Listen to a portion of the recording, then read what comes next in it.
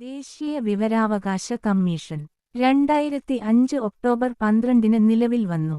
ആസ്ഥാനം CIC ഭവൻ, ന്യൂഡൽഹി. അംഗങ്ങളുടെ എണ്ണം 1 ചീഫ് ഇൻഫർമേഷൻ കമ്മീഷണറും 10-ൽ കവിയാത്ത അത്രയും ഇൻഫർമേഷൻ കമ്മീഷണർമാരും.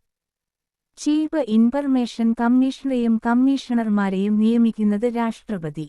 ചീഫ് ഇൻഫർമേഷൻ കമ്മീഷണറും കമ്മീഷണർമാരും രാജിക്കത്ത് നൽകുന്നത് രാഷ്ട്രപതിക്ക്.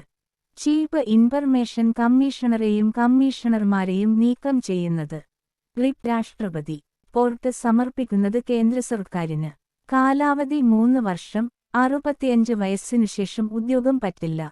മുഖ്യ വിവരാവകാശ കമ്മീഷണറും മറ്റു കമ്മീഷണർമാരും പൊതുരംഗത്ത് പരിചയസമ്പത്തുള്ളവരും. നിയമം, ശാസ്ത്രം, സാങ്കേതികവിദ്യ, സാമൂഹിക സേവനം, മാനേജ്മെന്റ്, പത്രപ്രവർത്തനം, മാസ് മീഡിയ, ഭരണം, ഭരണനിർവഹണം എന്നീ മേഖലകളിൽ പരിജ്ഞാനം ഉള്ളവരും ആയിരിക്കണം.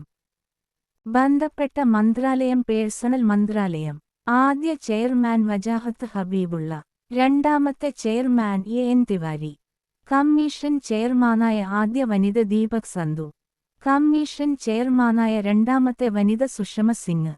കമ്മീഷന്റെ നിലവിലെ ചെയർമാൻ ഹീര ലാൽ സമരിയ 12th.